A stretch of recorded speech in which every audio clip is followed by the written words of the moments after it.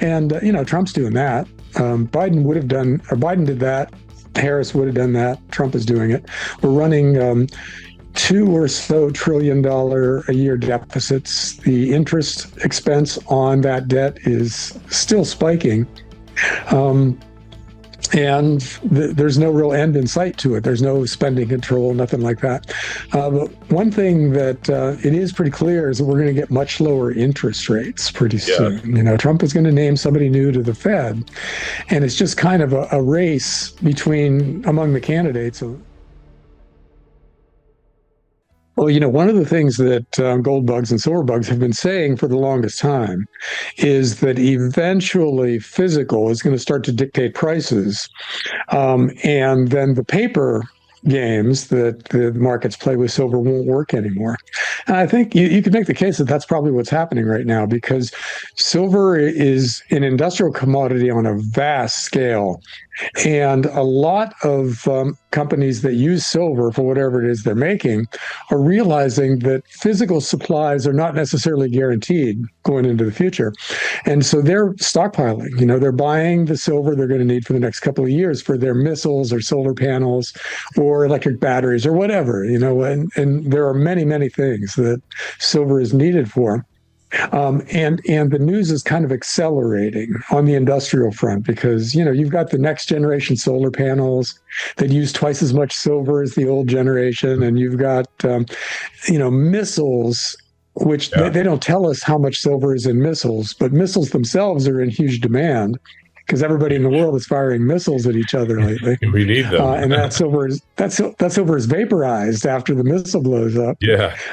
And so you got to figure that defense contractors are buying silver. And then Samsung is introducing a solid state battery that sounds phenomenal. If it does the things they say it is going to do, like charge in 9 minutes and give you 600 miles of range, things like that. And that uses per electric car, we're being told now, a kilo of silver. So there's huge industrial demand out there. And then on the monetary side, we're destroying the world's fiat currencies. Gold is going up, and that necessarily is taking silver up. If silver wasn't even an industrial commodity at all, and was just a monetary metal, it would still be going up because gold would be pulling it up. The gold-silver ratio would have to be maintained, and silver would still be going up. So I think the silver story is beyond good. It's just great no matter how you look at it. So it shouldn't be a surprise, given all that silver's up. Yeah. And now it becomes a question of, okay, are there any games left to play to knock silver down? And is there any kind of black swan in the economy that could do it? And, there might be. So silver might still be volatile going forward, but the long-term story as a monetary metal and an industrial metal is just really good. It's completely believable that we see triple-digit silver in 2026. And who knows where it goes from there. Silver consumption is accelerating across critical industries. Advanced solar panels now require significantly more silver per unit than previous generations. Defense manufacturing adds another layer, as modern weapon systems rely heavily on silver-based components that are permanently destroyed during use. Electric vehicles are also reshaping demand, especially with next-generation solid-state batteries rumored to require unprecedented amounts of silver. As governments prioritize energy transition and military readiness, silver becomes a strategic resource. Unlike recyclable materials, much of this silver is permanently lost, tightening long-term supply and intensifying competition. Well, poor management, I'd say we're going to see that happen in a lot of places. Las Vegas kind of has the same story as Tehran does, where they're pulling too much water out of the lake from which they get their water, and they don't have a plan B. The water level in Vegas is Lake Mead, and the water level is dropping below the pipes that take the water and ship it over to Vegas. So what do they do then? They're putting in an even deeper pipe, but that's just a temporary fix because the water level is still dropping. Tehran and Vegas are not the only cities that have some kind of an environmental issue, but that's That's a thing around the world. We are screwing up in so many different ways in so many different countries, and so much of it is rebounding to the currency. These countries that are badly mismanaged and they're running out of resources, or whatever else is happening to them, are having to try to inflate their currency away to deal with the debt that they're taking on. So you've got basically monetary crises derived in a lot of cases from management crises, as far as the eye can see. So that's another part of the gold story. You want to own things that immunize you against the destruction of the world's currencies. And silver's part of that story too. That's those are things that have been coming to a slow boil over the past few decades, and now they're seriously boiling. So, fun and games for stackers. Horror and fear for everybody else. Beyond industry, silver's monetary role is reasserting itself. Global fiat currencies are under pressure from excessive debt, persistent deficits, and aggressive money creation. Historically, when confidence in paper money weakens, precious metals benefit. Gold's rise naturally pulls silver upward, reinforcing its role as a monetary hedge. Even without industrial demand, silver would likely be climbing simply to maintain its historical relationship with gold. Combined, these forces create a powerful narrative. Silver is simultaneously an industrial necessity and a financial safeguard. I don't know. This has been a very unpredictable thing from my point of view. Like I didn't expect us to pick a fight in that way with Venezuela, but it could resolve pretty easily if Trump just gets what he wants. Maduro leaves, goes to live in Cuba or someplace else, and some pro-American, they already have the woman picked out in Venezuela who takes over as president, opens the doors to the multinational oil companies to come in and develop that oil. And boom, just like that, our beef with Venezuela is over. And that could happen any day. But it could also happen that we start bombing the hell out of their infrastructure, and they start doing guerrilla warfare kinds of things against. It could evolve into something like that too. So here's hoping it never gets nuclear in any way. Okay, I think we're at the point where that's the best we can hope for with our foreign policy. Is hopefully that crisis doesn't have nuclear weapons involved. And those are the good crises. And the several others that do have nuclear war possibilities, we got to be watching those. Short-term price swings remain possible. Market interventions, economic shocks, or liquidity crises could temporarily suppress prices. However, these events do little to alter the underlying trend. Structural supply constraints and relentless demand form a foundation that is difficult to reverse. Many analysts now openly discuss the possibility of triple-digit silver prices within the next few years. While timing remains uncertain, the broader trajectory is increasingly clear. Silver's story is no longer speculative. It is systemic, supported by fundamentals that continue to strengthen. Trump's strategy is clearly to put the U.S. in charge of the Western Hemisphere. We should, in his mind, we should be partners with Canada and Mexico, and we should basically be kind of running the rest of Latin America.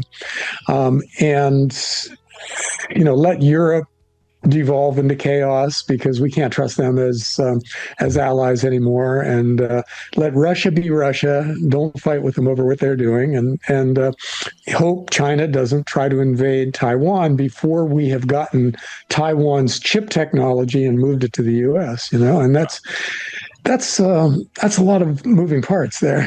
But Trump is a multitasker. He's invading Venezuela while he renovates the White House, while he does the next thing and the thing after that. And so he seems to be able to handle the complexity.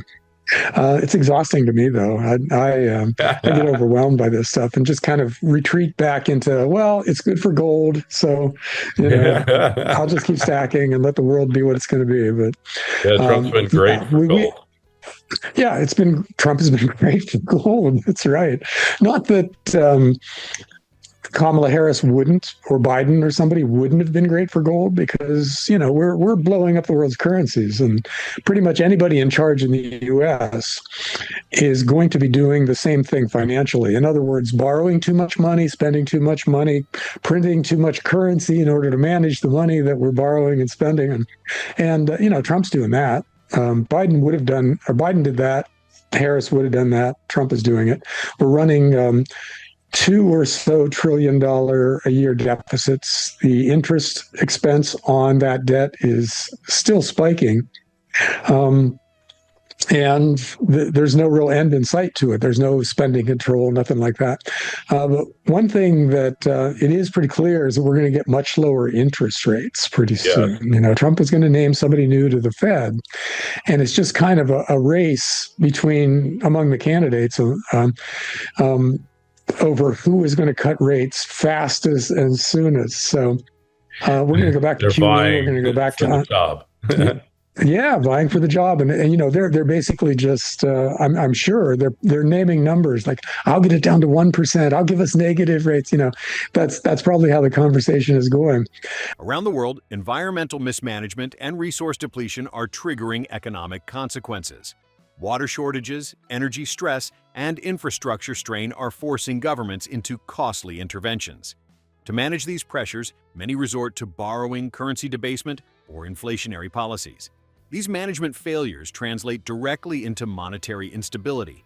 Precious metals thrive in such environments because they operate outside political systems. Silver, like gold, acts as financial insurance against policy mistakes, resource scarcity, and long-term erosion of purchasing power. Yeah, behind the scenes, yes. Although they're probably using a lot of economist speak. They're not just saying, "Pick me, I'll give you negative interest rates." But the paragraphs are more complex and longer and everything. But I think that basically that's the gist of it, and that means that's possibly really good for stocks because falling interest rates are usually good for equities, but the bond market may not like this. So far we've already been cutting for over a year now, cutting interest rates, and interest rates are higher now at the long end of the yield curve in the US than they were when the Fed started cutting. So the bond market is kind of rebelling against this whole idea that we're going to go back to much lower interest rates. And if bonds just don't listen, that's when everything gets interesting, because the government, I suspect under Trump, the government will step in and start buying long-term bonds again. So we'll go back to QE. Just did. Yeah. And it's completely possible that we start buying equities too. We've already done that on a really small scale. Like we've taken pieces of companies, but it wouldn't be a surprise if the Fed and the Treasury under Trump just started buying the S&P 500.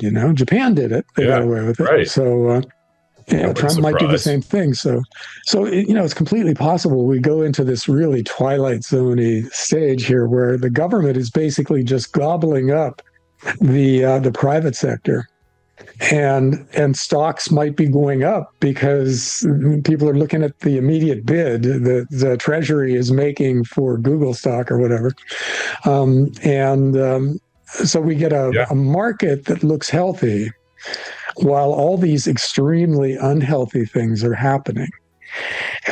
So in that case, you want to just be so far away from financial assets that you can't even see them from wherever you are. It'll give us a lot to talk about because there are a lot of investment strategies embedded in that kind of a world. A lot of them having to do with precious metals, but also a lot of them having to do with other kinds of commodities and maybe options and things like that. There's just a lot you can do when governments are behaving in such a crazy way. Geopolitical tension, rising deficits, and shifting monetary policy point toward a more interventionist future. Falling interest rates, bond market resistance, and potential government involvement in financial markets could redefine capitalism itself. In such a world, asset prices may rise even as economic fundamentals deteriorate. This paradox pushes investors toward tangible assets, commodities, metals, and real value. Silver sits at the center of this transition, bridging industry and money. As governments grow more aggressive, silver's role as protection becomes not just attractive, but essential.